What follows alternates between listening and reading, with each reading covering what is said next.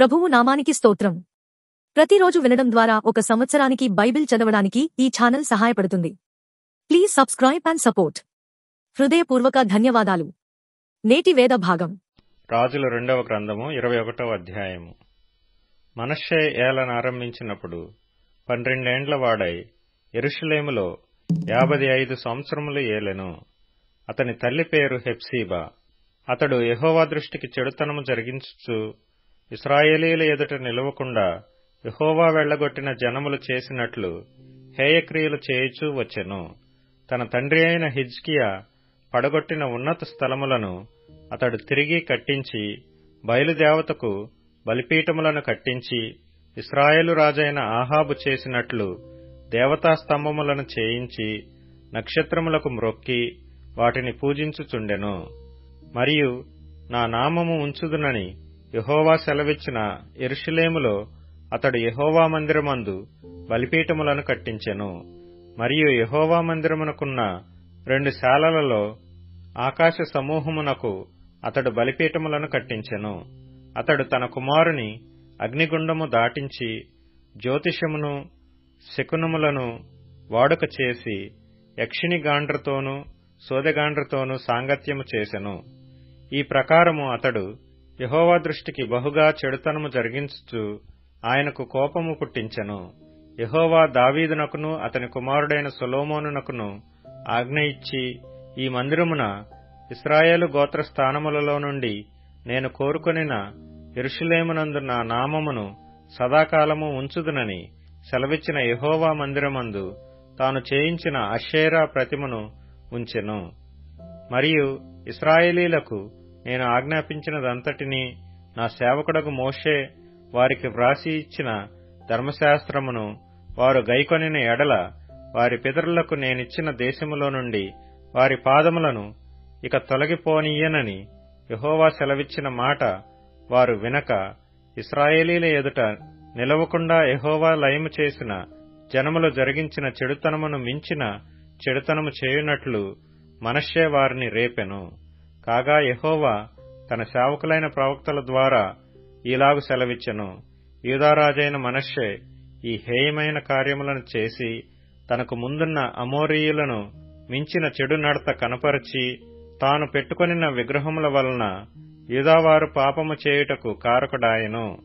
కావున ఇశ్రాయేలీల దేవుడైన యెహోవా సెలవిచ్చినదేమనగా, వినువాని 2 చెవులు గింగురుమన్నునంత కీడు యెరూషలేము మీదికిని యూదావారి మీదికిని రప్పించుచు నేను షోమ్రోనును కొలిచిన నూలును ఆహాబు కుటుంబీకులను సరిచూచిన మట్టపు గుండును యెరూషలేము మీద సాగలాగుదును. ఒకడు పల్లెమును తుడుచునప్పుడు దాని బోర్లించి తుడుచున్నట్లు నేను యెరూషలేమును తుడిచివేసెదను. మరియు నా స్వాస్థ్యములో శేషించిన వారిని నేను త్రోసివేసి వారి శత్రువుల చేతికి వారిని అప్పగించెదను. వారు తమ పితరులు ఐగుప్తు దేశములో నుండి వచ్చిన నాట నుండి నేటి వరకు నా దృష్టికి కీడు చేసి నాకు కోపము పుట్టించుచున్నారు గనుక వారు తమ శత్రువులందరి చేత దోచెబడి నష్టము నొందుదురు. మరియు మనష్షే యెహోవా దృష్టికి చెడు నడత నడిచి యూదావారిని పాపములో దింపినది గాక యెరూషలేమును ఈ కొన నుండి ఆ కొన వరకు రక్తముతో నిండునట్లు నిరపరాధుల రక్తమును బహుగా ఒలికించెను. మనష్షే చేసిన ఇతర కార్యములను గూర్చియు అతడు చేసిన దానినంతటినీ గూర్చియు అతడు చేసిన దోషమును గూర్చియు యూదారాజుల వృత్తాంతముల గ్రంథమందు వ్రాయబడి ఉన్నది. మనష్షే తన పితరులతో కూడా నిద్రించి ఉజ్జా యొక్క తోటలో తన నగరు దగ్గర సమాధి చేయబడెను. అతని కుమారుడైన ఆమోను అతనికి మారుగా రాజాయెను. ఆమోను ఏలనారంభించినప్పుడు 22 ఏండ్లు వాడై యెరూషలేమునందు 2 సంవత్సరములు ఏలెను. అతని తల్లి ఎడ్బయూరి వాడగు హారూసు కుమార్తె అయిన మెషుల్లెమెతు. అతడు తన తండ్రి అయిన మనష్షే నడిచినట్లు యెహోవా దృష్టికి చెడు నడత నడిచెను. తన పితరుల దేవుడైన యెహోవాను విసర్జించి యెహోవా మార్గమందు నడువక తన తండ్రి ప్రవర్తించినట్లు తానును ప్రవర్తించుచు తన తండ్రి పూజించిన విగ్రహములను తానును పూజించెను. ఆమోను సేవకులు అతని మీద కుట్ర చేసి అతని నగరునందు అతని చంపగా దేశపు జనులు రాజైన ఆమోను మీద కుట్ర చేసిన వారినందరినీ చంపి అతని కుమారుడైన యోషీయాకు అతనికి మారుగా పట్టాభిషేకము చేసిరి. ఆమోను చేసిన ఇతర కార్యములను గూర్చి యూదారాజుల వృత్తాంతముల గ్రంథమందు వ్రాయబడి ఉన్నది. ఉజ్జా యొక్క తోటలో అతనికి కలిగిన సమాధి యందు అతడు పాతి పెట్టబడెను. అతని కుమారుడైన యోషీయా అతనికి మారుగా రాజాయెను. రాజుల 2వ గ్రంథము 22వ అధ్యాయము. యోషీయా ఏలనారంభించినప్పుడు 8 ఏండ్ల వాడై యెరూషలేమునందు 31 సంవత్సరములు ఏలెను. అతని తల్లి బొస్కతు ఊరివాడగు అదాయాకు కుమార్తె అయిన యెదీదా. అతడు యెహోవా దృష్టికి యథార్థముగా నడుచుచు కుడి ఎడమలకు తిరుగక తన పితరుడగు దావీదు చూపిన ప్రవర్తనకు సరిగా ప్రవర్తించెను. రాజైన యోషీయా ఏలుబడిలో 18వ సంవత్సరమందు మెషుల్లాముకు పుట్టిన అజల్యా కుమారుడును శాస్త్రీయునైన షాఫానును యెహోవా మందిరమునకు పొమ్మని చెప్పి రాజు అతనితో ఈలాగు సెలవిచ్చెను. నీవు ప్రధాన యాజకుడైన హిల్కీయా యొద్దకు పోయి ద్వారపాలకులు జనుల యొద్ద వసూలు చేసి యెహోవా మందిరములో ఉంచిన రొక్కపు మొత్తము చూడుమని అతనితో చెప్పుము.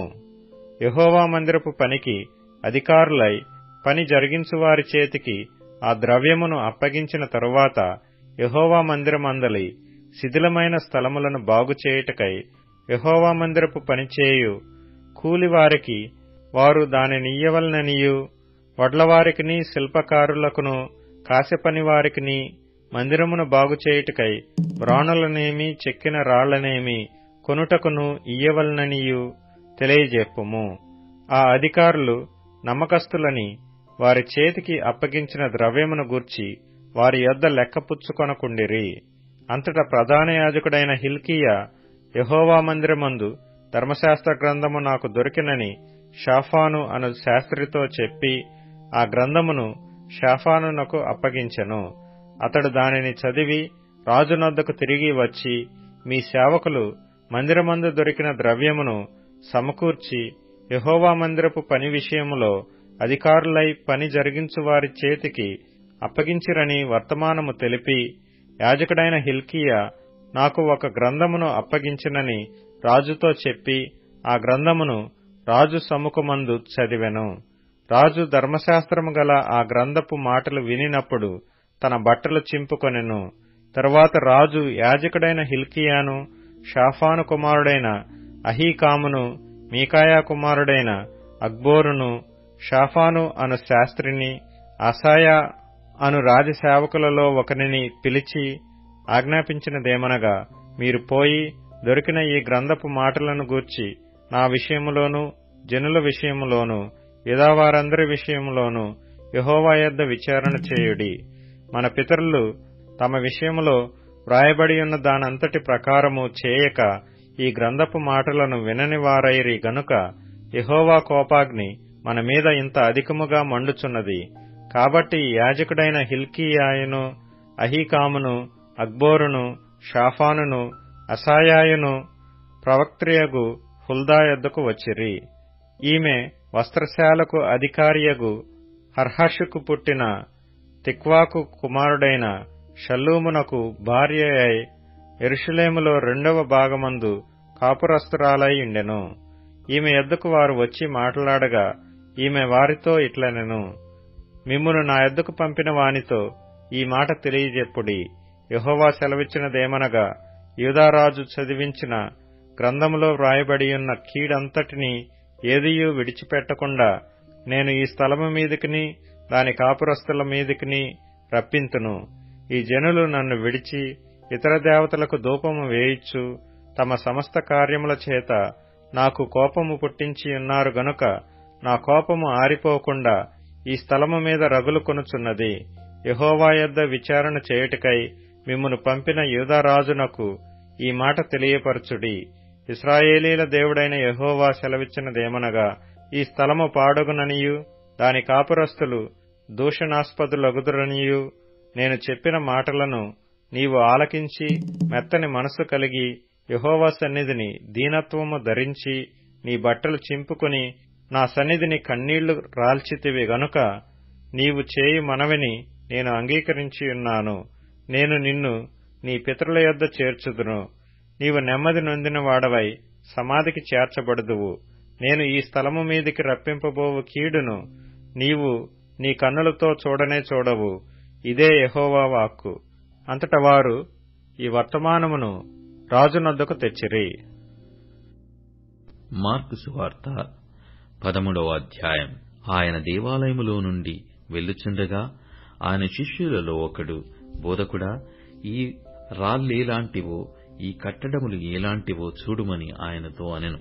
అందుకు యేసు, ఈ గొప్ప కట్టడములు చూచుచున్నావే, రాతి మీద రాయి ఒకటి అయినను ఇక్కడ నిలిచి ఉండకుండా పడద్రోయబడునని అతనితో చెప్పాను.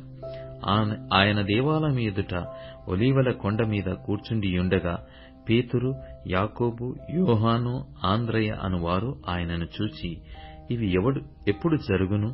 ఇవన్నీయు నెరవేరబోవు కాలమునకు ఏ గుర్తు కలుగును? అది మాతో చెప్పుమని ఆయనను ఏకాంతముగా అడుగగా, యేసు వారితో ఇట్లు చెప్పసాగాను. ఎవడునూ మిమ్మును మోసపుచ్చకుండా చూచుకొనుడి. అనేకులు నా పేరట వచ్చి నేనే ఆయననని చెప్పి అనేకులను మోసపుచ్చెదరు. మీరు యుద్ధములను గూర్చియు యుద్ధ సమాచారములను గూర్చియు వినునప్పుడు కలవరపడకుడి. ఇవి జరగవలసియున్నవి గాని అంతము వెంటనే రాదు. జనము మీదికి జనమును, రాజ్యము మీదికి రాజ్యమును లేచును. అక్కడక్కడ భూకంపములు కలుగును, కరువులు వచ్చును. ఇవే వేదనలకు ప్రారంభము. మిమ్మును గూర్చి మీరే జాగ్రత్తపడుడి. వారు మిమ్మును సభలకప్పగించెదరు, మిమ్మును సమాజ మందిరములలో కొట్టించెదరు. మీరు వారికి సాక్షార్థమై అధిపతుల ఎదుటను రాజుల ఎదుటను నా నిమిత్తము నిలవబడెదరు. సకల జనములకు సువార్త ముందుగా ప్రకటింపబడవలెను. వారు మిమ్మును అప్పగించుటకును కొనిపోయినప్పుడు మీరు ఏమి చెప్పుదమో అని ముందుగా చింతింపకుడి. ఆ గడియలోనే మీకేది ఇయ్యబడునో అదే చెప్పుడి. చెప్పువాడు పరిశుద్ధాత్మయే గాని మీరు కారు. సహోదరుడు సహోదరుని, తండ్రి కుమారుని మరణమును కప్పగింతురు. కుమారులు తల్లిదండ్రుల మీద లేచి వారిని చంపింతురు. నా నామము నిమిత్తము అందరి చేత మీరు ద్వేషింపబడుదురు. అంతము వరకు సహించువాడే రక్షణ పొందును. మరియు నాశనకరమైన హేయ వస్తువు నిలవరాని స్థలమందు నిలుచుట మీరు చూచునప్పుడు చదువువాడు గ్రహించుగాక. యూదయలో ఉండువారు కొండలకు పారిపోవలెను. మిద్దెల మీద ఉండువాడు ఇంటిలో నుండి ఏదైనాను తీసుకుని పోవుటకై దిగి అందులో ప్రవేశింపకూడదు. పొలములో ఉండువాడు తన వస్త్రము తీసుకుని పోవుటకు ఇంటిలోనికి తిరిగి రాకూడదు. అయ్యో, ఆ దినములలో గర్భిణీలకును పాలిచ్చు వారికి శ్రమ.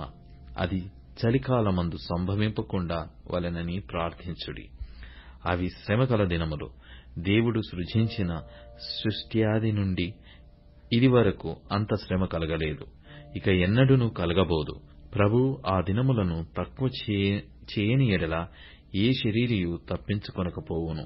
ఏర్పరచబడిన వారి నిమిత్తము అనగా తాను ఏర్పరచుకొనిన వారి నిమిత్తము ఆయన ఆ దినములను తక్కువ చేసెను. కాగా ఇదిగో క్రీస్తు ఇక్కడనున్నాడు, ఇదిగో అక్కడనున్నాడు అని ఎవడైనను మీతో చెప్పిన ఎడల నమ్మకుడి. ఆ కాలమందు అబద్ధపు క్రీస్తులను అబద్ధపు ప్రవక్తలను వచ్చి సాధ్యమైన ఎడల ఏర్పరచబడిన వారిని మోసపుచ్చుటకై సూచక క్రియలను మహత్కార్యములను అగపరచెదరు. మీరు జాగ్రత్తగా ఉండుడి. ఇదిగో సమస్తమును మీతో ముందుగా చెప్పియున్నాను. ఆ దినములలో ఆ శ్రమ తీరిన తరువాత చీకటి సూర్యుని కమ్మును, చంద్రుడు తన కాంతిని ఇయ్యడు, ఆకాశము నుండి నక్షత్రములు రాలును, ఆకాశమందలి శక్తులు కదిలింపబడును. అప్పుడు మనుష్య కుమారుడు మహాప్రభావముతోనూ మహిమతోనూ మేఘారూఢుడై వచ్చుట చూచెదరు.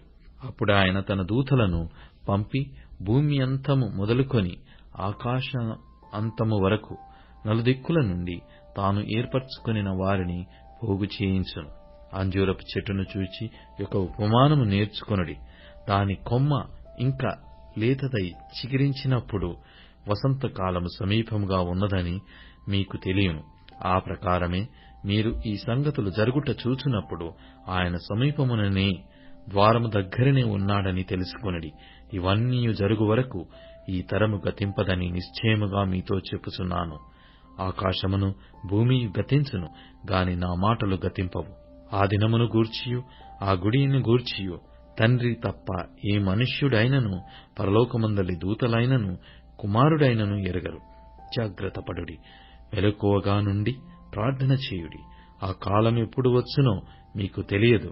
ఒక మనుష్యుడు తన దాసులకు అధికారమిచ్చి ప్రతివానికి వాని వాని పని నియమించి మెలకువగా నుండుడమని ద్వారపాలకులకు ఆజ్ఞాపించి ఇల్లు విడిచి దేశాంతరము పోయినట్టే ఆ కాలము ఉండును.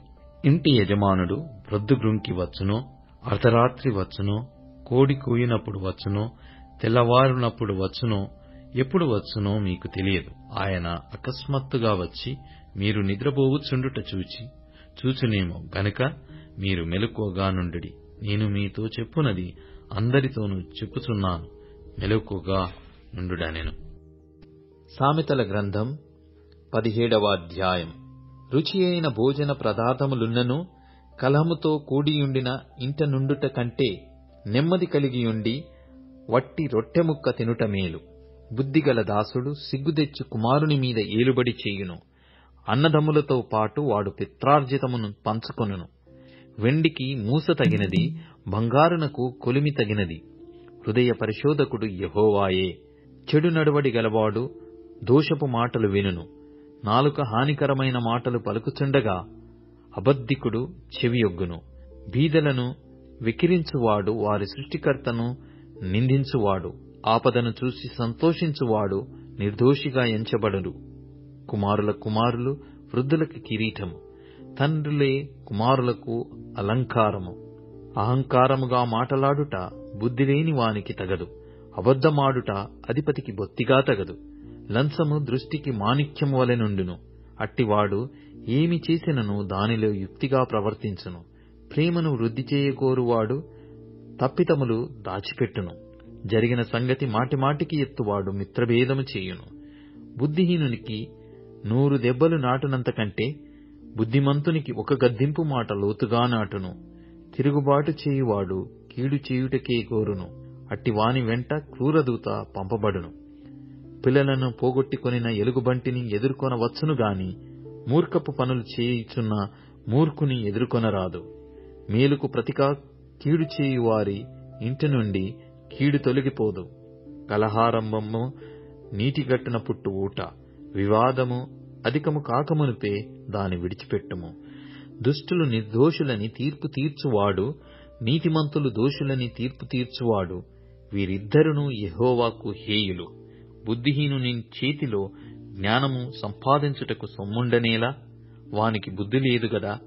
నిజమైన స్నేహితుడు విడవక ప్రేమించును. దుర్దశలో అట్టివాడు సహోదరుడుగా నుండును. తన పొరుగువానికి జామీను ఉండి పూటబడువాడు తెలివిమాలినవాడు. కలహప్రియుడు దుర్మార్గప్రియుడు. తన వాక్యండ్లు ఎత్తుచేయువాడు నాశనము వెదుకువాడు. కుటిల వర్తనుడు మేలు పొందడు. మూర్ఖముగా మాటలాడువాడు కీడులో పడును. బుద్ధిహీనుని కనిన వానికి వ్యసనము కలుగును. తెలివిలేని వాని తండ్రికి సంతోషము లేదు. సంతోషము గల మనస్సు ఆరోగ్య కారణము. నలిగిన మనస్సు ఎముకలను ఎండిపోజేయును. న్యాయ విధులను చెరుపుటకై దుష్టుడు ఒడిలో నుండి లంచము పుచ్చుకొనును. జ్ఞానము వివేకము గల వాని ఎదుటనేయున్నది. బుద్ధిహీనుని కన్నులు బూదిగంతములలో ఉండును. బుద్ధిహీనుడగు కుమారుడు తన తండ్రికి దుఃఖము తెచ్చును. తన్ను కనిన దానికి అట్టివాడు బాధ కలగజేయును. నీతిమంతులను దండించుట న్యాయము కాదు. అది వారి యథార్థతను బట్టి మంచివారిని హతము చేయుటే. మితముగా మాటలాడువాడు తెలివిగలవాడు. శాంతగుణము గలవాడు వివేకము గలవాడు. ఒకడు మూఢుడైనను మౌనముగా నుండిన ఎడల జ్ఞాని అని ఎంచబడును. అట్టివాడు పెదవులు మూసికొనగా వాడు వివేకి అని ఎంచబడును. ఇప్పుడు tune in, Spotify, Amazon music మరియు యూట్యూబ్ మ్యూజిక్ లో కూడా అందుబాటులో ఉంది. Please follow us.